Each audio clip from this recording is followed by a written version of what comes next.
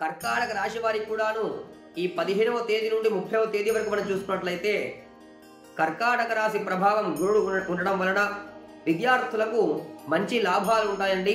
కనుక వీలైతే గురువు స్తోత్రాలు కూడా చేస్తూ ఉండండి.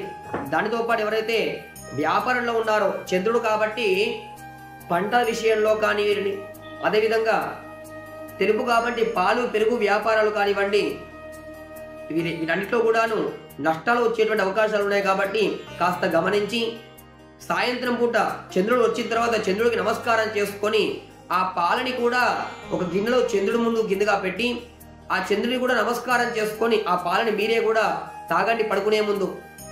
ఎవరైతే ఈ విధంగా చేస్తారో అటువంటి వారికి చక్కటి వ్యాపారం అంతా కూడా ముందుకు వెళ్తుంది. దానితో పాటు మీ జాతక రీత్యా మీ కుటుంబ సమస్యల గురించి కూడా కొన్ని వివాదాలు కూడా ఉన్నాయి. కాబట్టి వాటి గురించి మీ యొక్క డేట్ ఆఫ్ బర్త్ కూడా సంప్రదించండి. తప్పక వివరించి మీకు ఫలితాలని కూడా చెప్తాం.